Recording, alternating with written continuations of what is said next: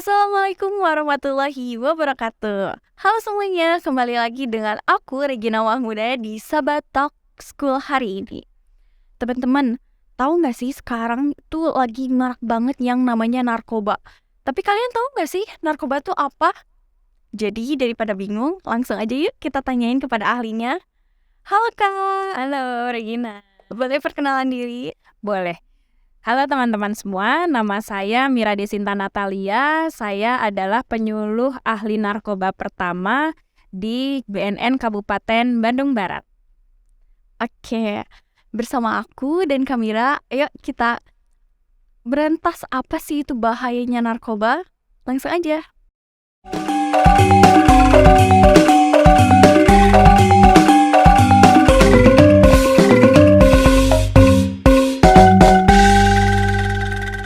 Nah, Kamira kan dari BNN nih. Banyak yang nggak tahu nih apa sih itu BNN dan apa aja gitu tugas dari BNN dan fungsinya BNN itu untuk apa. Oke.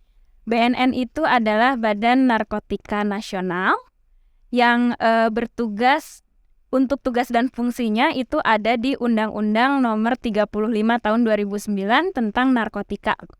Tugas fungsinya BNN ini adalah kita punya singkatannya P4GN. P4GN itu apa? Pencegahan dan pemberantasan, penyalahgunaan dan peredaran gelap narkotika. Jadi memang tugas kami ada di seliputan P4GN itu, gitu Regina. Nah, kan BNN itu untuk menanggulangi narkotika nih. Banyak yang nggak tahu apa sih itu narkotika, karena kebanyakan remaja zaman sekarang tuh yang ngedengarnya tuh narkoba gitu. Nah, sedangkan apa sih perbedaan dari narkoba dan narkotika itu? Oke, narkotika itu adalah salah satu dari narkoba. Jadi narkoba itu narkotika, narkoba itu singkatan dari narkotika, psikotropika, dan bahan adiktif lainnya.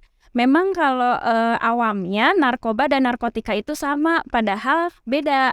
Karena memang ada golongannya di golongan narkotika, golongan psikotropika, dan golongan bahan adiktif lainnya. Nah, narkotika itu apa? Narkotika itu contohnya kayak sabu, ganja itu ya.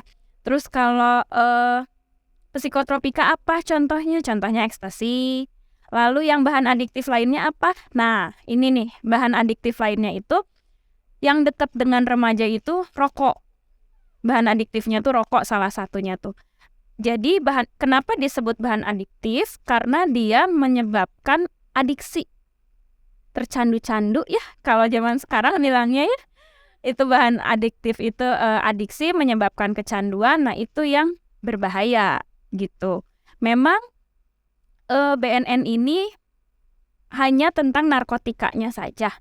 Tapi untuk mencegah kepernarkotikaan itu, kita membahas juga, kita melakukan pencegahan dan pemberantasan juga terhadap bahan adiktif dan psikotropikanya. Ada nggak sih efek dari narkotika itu bagi remaja ataupun masyarakat luas? Efek narkotika itu ada 3. Yang pertama adalah halusinasi, yang menyebabkan kalau anak sekarang tuh berhalusinasi. Jadi kayak misalnya halusinasi itu apa ya? Ada satu kejadian ketika dia nyetir mobil, jalanannya belok. Ternyata tapi dia itu nganggepnya jalanannya lurus. Nah, dia itu habis mengkonsumsi sesuatu yang berefek halusinasi. Jadi apa yang seharusnya tidak terjadi itu jadi terjadi. Terus ada yang namanya waham kebesaran. Waham kebesaran itu kayak misalnya saya ini presiden. Misalnya ya, saya presiden atau misalnya saya ini dewa gitu. Padahal kan presiden di kita cuma satu ya. Iya, cuma satu di negara Indonesia itu, tapi dia ngaku-ngaku itu presiden. Nah, itu efek yang pertama halusinasi. Terus efek yang kedua adalah stimulan.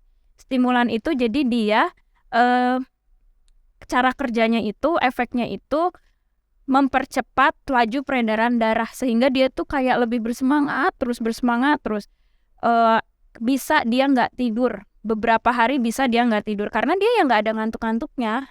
Itu efek stimulan, jadi kayak yang dia bergairah terus gitu. Terus yang ketiga efeknya adalah depresan. depresan itu kebalikannya dari stimulan, karena depresan itu dia lebih ke menenangkan.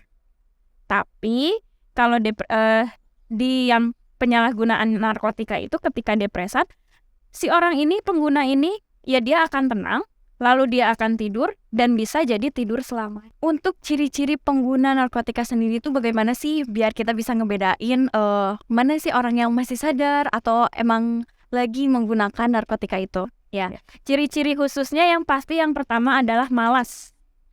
Dia itu jadi pemalas banget karena ya memang kalau dia pakai stimulan ya, badannya harus istirahat, dia malah bergairah terus.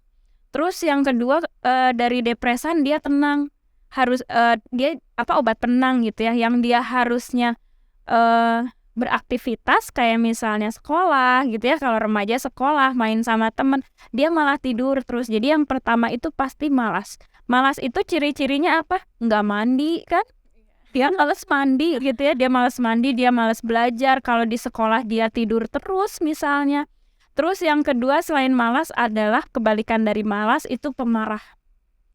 Jadi dia tuh karena dia berhalusinasi, efek dari si narkotika itu halusinasi, dia jadi marah-marah terus karena kalau anak sekarang ekspektasinya tidak sesuai dengan realita. Ya, ya sering ada omongan itu ya, ekspektasi tidak sesuai dengan realita. Itu dia jadi pemarah. Terus bisa juga dia jadi matanya merah. Matanya merah, terus kantung mata gitu. Karena apa ya itu? Harusnya dia dipakai istirahat, dia tidak dipakai istirahat. Terus ada juga dia ngomongnya nggak jelas. Ngomongnya tuh kayak diseret-seret gitu ya. Karena dia ngerasa ngantuk terus gitu. Dia ngerasa ngantuk terus, jadinya ngomong juga nggak nyambung. Gitu. Nah itu yang perlu dicurigai. Dan yang terakhir itu yang pasti dia menyendiri. Kenapa dia menyendiri? Karena dia udah tahu sebenarnya penggunaan narkotika itu berbahaya. Salah saya menggunakan narkotika. Kan kalau orang salah biasanya suka takut ya. Nah, makanya dari itu dia menyendiri gitu. Itu sih. Jadi takut ketahuan temennya gitu ya. Takut ketahuan teman, takut ketahuan guru gitu ya kan. Gitu. Nah, berarti kan kalau kayak gitu udah pasti banget nih bahwa narkotika itu bahaya banget tuh ya. Nah tapi ada nggak sih bahaya yang khusus gitu buat kesehatan yang bikin ngeganggu ya? Oke. Sebetulnya bahayanya itu kita mungkin bisa bagi dua nih, secara fisik dan secara mental. Kenapa saya bilang kayak gitu? Karena kerusakan fisik akan menjadi kerusakan mental kan ya. Kalau kerusakan fisik yang pertama yang pasti itu susunan saraf otak terganggu. Susunan saraf pusat terganggu. Seperti yang kita ketahui ya, kan pernah belajar biologi ya. Iya. Sumber kehidupan itu kan otak.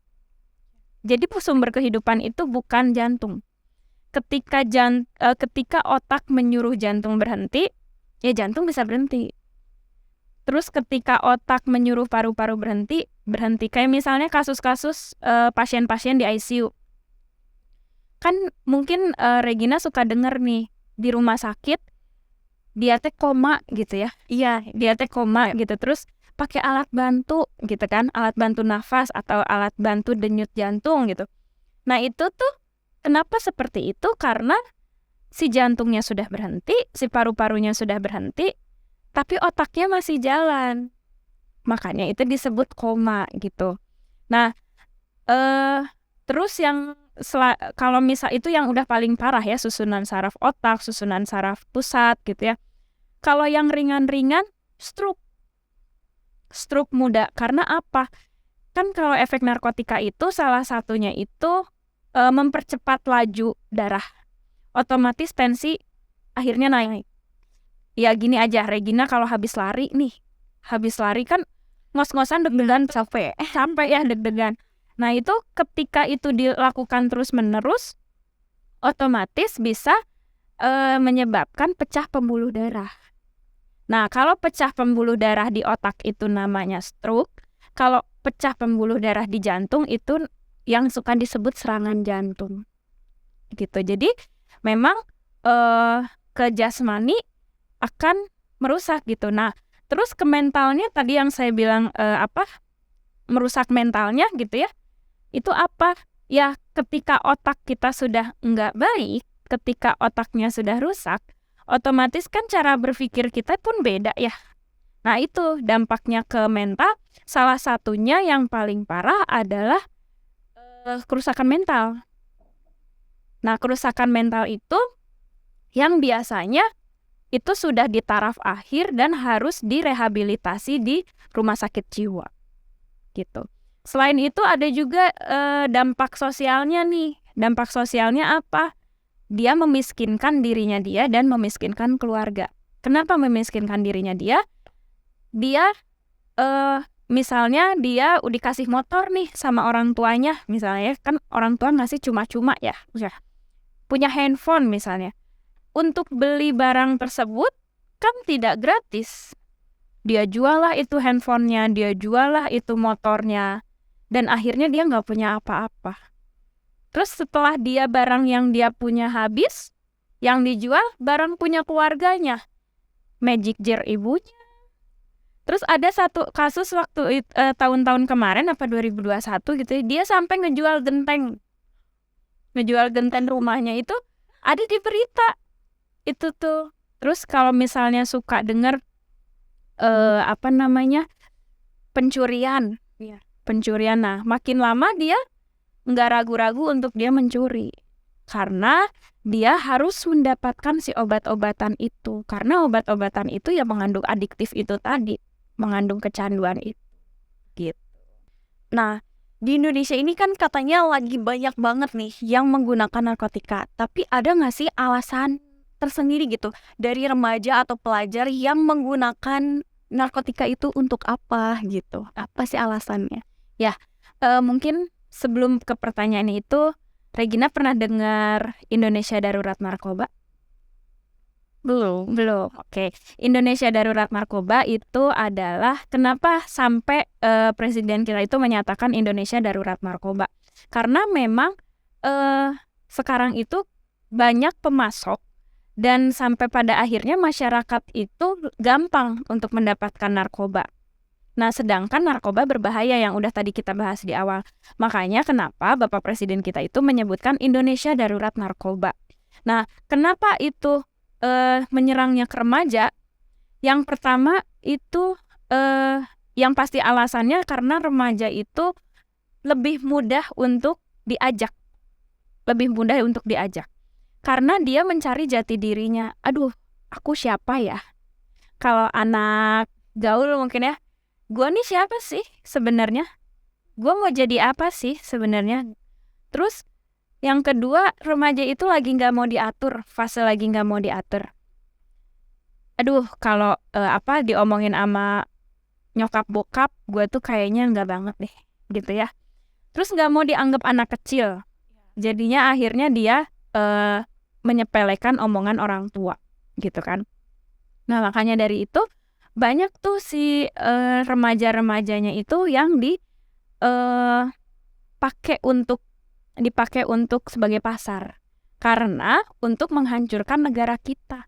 Jadi si penjajahan sekarang itu bukan penjajahan yang bawa senjata tajam, tapi gimana caranya supaya negara kita nggak punya generasi gitu. Nah alasannya apa? Sampai pada akhirnya si remaja itu mau untuk pakai narkoba. Yang pertama yang pasti adalah karena tren. Gaul cenah ya. Ceritanya mah gaul gitu ya. Saya teh gaul kalau pakai narkoba, saya teh gaul kalau saya merokok misalnya gitu ya. Terus yang kedua takut dijauhin sama orang. Takut dijauhin sama teman karena kan ada ya. Mungkin ya mudah-mudahan di SMA 1 Batu Jajar nggak ada ya kayak gitu. Tapi ada kan yang itu dia nggak mau sekolah karena korban bully gitu ya. Karena dibully, karena dia disirikin sama teman-temannya. Aduh, kamu nggak gaul kalau nggak pakai narkoba misalnya gitu ya. Kamu nggak gaul kalau nggak pakai kalau nggak ngerokok. Nah, itu salah satu alasannya. Terus yang ketiga dia jati diri. Dia pengen kalau anak remaja karena kenapa saya bisa ngomong kayak gini? Karena saya juga pernah remaja ya. Iya. Walaupun sekarang saya masih remaja. Pengennya gitu. Itu tuh di remaja itu pengen diakui, aktualisasi diri. Jadi kayak, ih si ieu mah hebatnya make narkoba. Padahal kalau bisa dibilang, tidak sayang, pakai narkoba itu tidak ada hebat-hebatnya gitu kan. Nah, itu yang menyebabkan si mereka-mereka ini akhirnya kecemplung ceritanya ya. Kecemplung itu kan tidak sengaja ya. Iya. Tidak sengaja yang berawal dari tidak sengaja dan akhirnya jadi terus-terusan. Jadi terus-terusan karena fase atau tingkatannya penggunaan narkoba itu pertama itu adalah coba-coba. Ah ya udah deh, nyoba dulu. Sok cobaan heula ngeunah gerak. Katanya teh gitu ya. Berawal coba-coba. Terus yang kedua menjadi keseringan. Keseringan itu setiap hari nih. Terus-terusan atau misalnya seminggu sekali deh. Terus nanti maju 3 hari sekali deh. Terus maju 2 hari sekali dan akhirnya setiap hari. Dan yang terakhir sampai ke tahap kecanduan. Kenapa saya bilang tahap kecanduan? Karena biasanya pakainya itu sedikit misalnya ya. Dicobain misalnya geus cobaan heula ye satu jenis atau satu paket misalnya ya. Terus nanti kesananya jadi 3 paket, jadi 5 paket. Nah itulah yang menyebabkan kecanduan itu. Gitu. Nah, kalau sekarang bagaimana sih cara menanggulangi remaja yang sudah terjerumus gitu? Oke, ya kan kalau udah terjerumus berarti kan sudah menjadi korban ya. Iya. Dan cara penanggulangannya itu memang salah satunya adalah dengan datang ke BNN. Dengan datang ke BNN khususnya buat teman-teman remaja yang di Bandung Barat, datang ke BNN Kabupaten Bandung Barat. Itu letaknya di Komplek Pemerintahan Daerah Kabupaten Bandung Barat, Gedung D, lantai 2. Itu cari aja BNN. Nah, nanti kita akan rehabilitasi tuh di situ. Kita akan rehabilitasi untuk memutus zatnya itu sehingga si korban ini, teman remaja kita yang sudah menjadi korban penyalahguna ini, dia tidak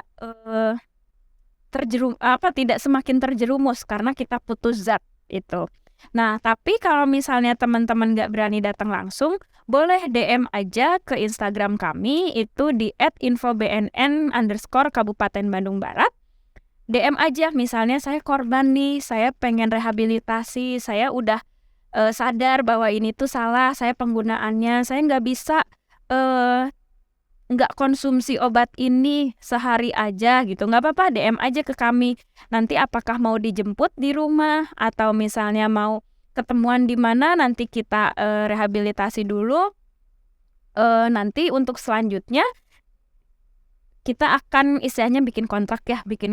Oke, nanti kita akan sekian kali ketemu, kita harus ketemuan di sini gitu. Tapi ingat, itu kita BNN hanya membantu. Karena yang harus pengen putus obat itu harus dari diri sendiri dulu. Jadi kami BNN hanya sebagai membantu saja. Itu yang pertama. Terus kalau yang kedua, bisa juga mendatangi rehabilitasi yang lain, yang terdekat. Dan dengan catatan kalau BNN itu gratis.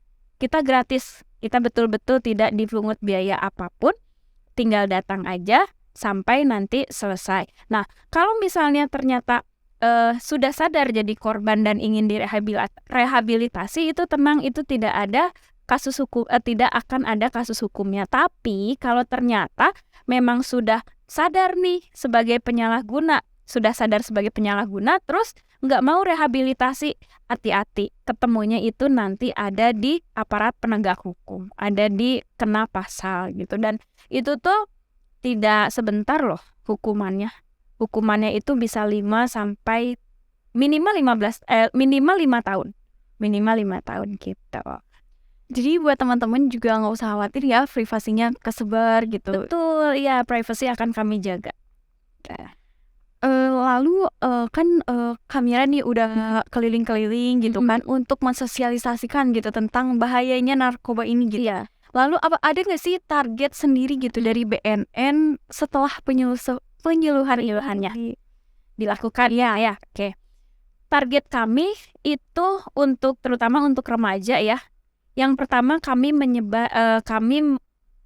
sharing ilmu Kenapa saya bilang sharing ilmu? Karena sebetulnya saya yakin remaja itu udah tahu narkoba itu berbahaya. Kan sering ya ada di media-media apapun gitu ya, media elektronik, media cetak, apalagi sekarang nih zaman kita era digitalisasi, di media sosial itu kan jauhi narkoba, stop narkoba gitu ya, war on drugs gitu ya, perang terhadap narkoba gitu. Nah, tapi itu kan hanya sebatas tahu. Jadi kami ingin menambah pengetahuan teman-teman remaja. Ketika teman-teman remaja sudah punya pengetahuan, teman-teman remaja ini akan menerapkan prinsip bahwa oh iya narkoba itu berbahaya, narkotika itu berbahaya, nggak ada gunanya loh narkotika gitu ya. Ketika teman-teman udah punya prinsip, teman-teman bisa menolak ketika ada yang ngajak, hayu orang pakai rokok yuk, hayu orang pakai narkoba yuk. Oh enggak deh, saya nggak mau pakai itu. Karena apa? Teman-teman udah tahu nih narkotika itu apa, efeknya gimana, dampaknya gimana gitu. Dan teman-teman udah punya prinsip di hati teman-teman sendiri bahwa saya nggak boleh pakai narkotika. Jadi itu tujuannya ketika kami penyuluhan, teman-teman tahu, teman-teman akhirnya bisa punya prinsip dan teman-teman bisa menolak. Itu. Jadi seharusnya emang bahaya narkoba ini harus diviralkan gitu ya. Betul aja, iya kita viralkan. Iya. Nah, setelah berbincang-bincang nih banyak nih. Yang terakhir nih, ada nggak sih pesan dari Kak Mira sendiri gitu untuk remaja-remaja sekarang gitu yang katanya kaum milenial gitu? Betul. Oke, pesan dari saya buat teman-teman remaja, khususnya remaja Kabupaten Bandung Barat ya, kita udah sama-sama tahu nih narkotika itu berbahaya. Jadi jangan coba-coba. Ketika nanti teman-teman coba akan keterusan. Nggak usah deh coba-coba karena penyesalan itu ada di akhir. Kalau di awal namanya pendaftaran. Nah, sedangkan kita kan nggak mau nih daftar jadi pengguna narkotika ya. Jadi jangan sampai kita kita menyesal. Nah, buat teman-teman kalau yang pengen tahu lagi nih tentang masalah pernarkotikaan atau tentang BNN Kabupaten Bandung Barat, teman-teman bisa follow Instagram kami atau Twitter kami, Facebook, YouTube, itu kami juga ada. Itu di @infobnn_Kabupaten Bandung Barat. Ditunggu buat teman-teman dan satu pesan saya, jangan sampai ketemu saya di kantor BNN Kabupaten Bandung Barat untuk rehabilitasi. Tapi kita ketemu untuk sharing ilmu, kita ketemu untuk Bu, saya atau Kamira saya sudah melakukan penyuluhan nih. Boleh buat teman-teman yang mau penyuluhan tentang narkotika, boleh nanti tag aja di media sosial kami. Gitu aja Regina. Oke teman-teman semua, udah di ujung acara nih. Gimana nih? Tadi tentang bahayanya narkoba atau narkotika. Kalian harus bisa petik dan ambil hikmahnya nih, bahwa kita itu harus menjauhi narkoba karena narkoba itu bukan cuma ngerusak fisik gitu, tapi ngerusak mental juga. Apalagi kita sebagai generasi muda yang mau nerusin nih Indonesia ini mau kemana gitu. Jadi jauhin aja deh narkoba, deketin aku aja. Oke semuanya, sampai ketemu lagi dengan aku. Semoga kita sehat selalu dan see you.